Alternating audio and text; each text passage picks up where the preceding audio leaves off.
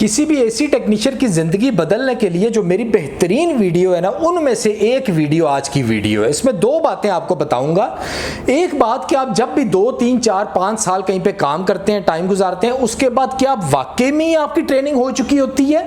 जब आप अपना काम करने का सोचते हैं, जिनके पास काम कर रहे होते हैं उनको छोड़ने का सोचते हैं, तो क्या उस टाइम आप वाकई ट्रेंड हो चुके होते हैं? ये बताऊंगा। दूसरा बताऊंगा कि जो मशवरा होता है ना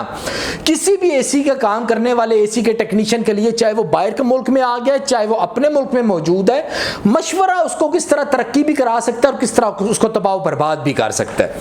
पहली बात, आपने कहीं पे 1, 2, 3, 4 साल अपने मुल्क में, पाकिस्तान में आपने कहीं पे काम किया, किसी के पास वहां पे काम सीखा भी है। सीखने के बाद उन्होंने आपको सैलरी भी दी है और कुछ अरसे तक, कुछ साल तक आपने उनके पास काम भी किया। अब 99% हर बच्चा जो होता है ना, इस स्टेज पे आके वो यहाँ अपना काम करने का सोच रहा होता है, या वो वहां पे उनसे उनके इख्तलाफात पैदा हो जाते हैं सैलरी की बुनियाद पे या किसी और बुनियाद पे, वहां से उनको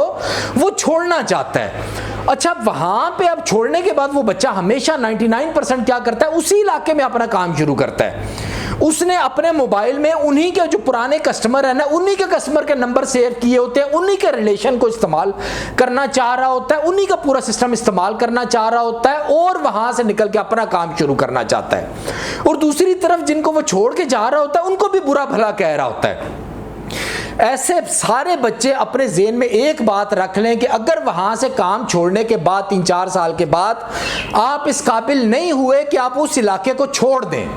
आपने इस्लामाबाद में अपने 3-4 साल गुजारे हैं, अब आप क्या कराची में जाके कामयाब हो सकते हैं? अगर उस इलाके को छोड़ने के बाद आप नई जगह पे जाके अपने ताल्लुकात बना के, अपना सिस्टम बना के कामयाब होने की सलाहियत रखते हैं, या आपके अंदर ये सोच मौजूद है कि आप वहां जाके कामयाब हो जाएंगे, तो आप समझ जाएं कि आपकी ट्रेनिंग अच्छी जगह पे हुई है और आप प्रॉपर ट्रेंड हो चुके हैं। लेकिन अगर आपका दिमाग हर तरफ से वहां पे रहने पे आपको मजबूर कर रहा है, वहां उन्हीं सिस्टम में रहने पे, उन्हीं के कस्टमर यूज करने में, तो ये इस बात की निशानी है कि आप बिल्कुल भी ट्रेंड नहीं हुए। और मैं अपने बच्चे के लिए भी यही क्राइटेरिया रखता हूं कि कहीं पे भी काम करने के बाद वो दूसरी जगह जाके अगर अपना सेटअप बनाने के काबिल हो गया, तो अब ये वो टाइम है जब उसको ये फैसला करना चाहिए कि वो अपना काम स्टार्ट करे। दूसरी बात, जो मशवरा होता है ना, अब यहां पे फर्ज करें कि आप एक ऐसे बच्चे हो जो दूसरी जगह जाके अपना काम करने के काबिल हो गए हो, अब यहां पे भी आप अगर कामयाब नहीं होते तो इसमें सिर्फ एक वजह है कि आपके आसपास जो लोग हैं, आप उनसे गलत लोगों से मशवरा कर रहे हो और आपको मशवरा देने वाले लोग जो है वो गलत लोग हैं। इसकी अहमियत क्या होती है, जरूर पूरी बात सुनिएगा। मेरे पास एक यतीम लड़का था, मैंने पहले भी कहानी सुनाई है, वो 3-4 साल मेरे पास काम करता है और बाखुदा उसको मैंने इतना को ट्रेंड किया था कि मेरा ये दावा था, मैं हर दुनिया के बंदे को बताता था, फख्र से बताता था कि ये बच्चा दुनिया में जब भी मुझे छोड़ के जाएगा ना, ये कहीं पे भी जाके बड़ी से बड़ी कंपनी संभाल सकता है, ये बड़े से बड़े बिजनेस करने के काबिल हो चुके हैं। ये मिसालें मैं लोगों को दिया करता था। लेकिन जब 3-4 साल के बाद मुख्तलिफ वजूहात की बिना पे उसका कोई मेरे से मसला बनता है और वो चला जाता है, तो जाने के बाद जो वो पहला मशवरा करता है ना, वो अपने चाचे से करता है, वो अपने रिश्तेदारों से करता है, दोस्तों से करता है। तो वो जो लोग थे ना, वो उसको सही मशवरा नहीं देते। उनके उस मशवरे की बिना पे वो भी यही सोचता है कि वापस जाके जिस इलाके में जाबिर ने टाइम गुजारा है ना,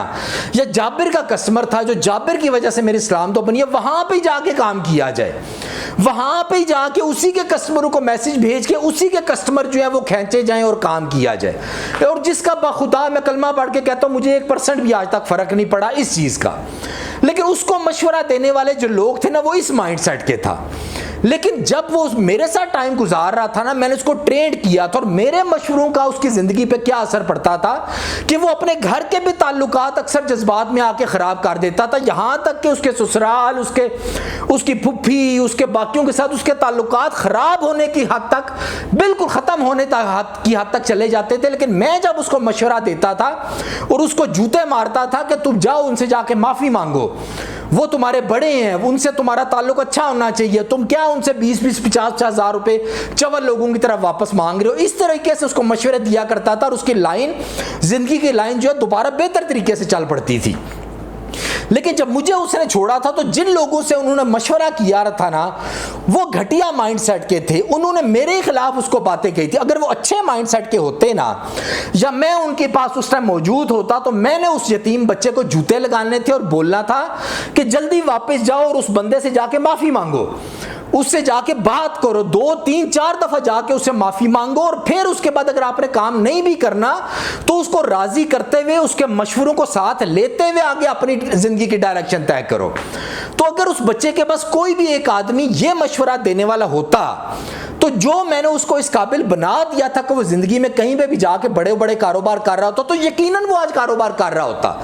लेकिन उन गलत मशवरों की बुनियाद के ऊपर उसने दोबारा यहां पे आके फंसना मुनासिब समझा, यहां पे आके काम करना मुनासिब समझा। अब उसको अंदाजा ही नहीं कि वो किस दलदल में आहिस्ता आहिस्ता धंसता जा रहा है। इसका अंदाजा उसको होगा 30-40 साल की उम्र में जाके। तो आपको दिए गए जो मशवरे होते हैं ना, चाहे माँ बाप बहन भाइयों के किसी के भी हों, हर मोड़ के ऊपर दिया जाने वाला मशवरा आपकी जिंदगी की बिल्कुल डायरेक्शन को चेंज कर देता है। और इसी तरह आप में काबिलियत है या नहीं, इस गलतफहमी में मुब्तला हो जाना कि मैं काबिल हो गया हूं, और फिर उन्हीं लोगों के ताल्लुकात इस्तेमाल करते रहना, आपकी जिंदगी और आपके फ्यूचर को बहुत बुरी तरह तबाह कर देता है। तो आज के लिए इतने काफ़ी है, तो मैं याद रखिएगा। अल्लाह हाफिज़।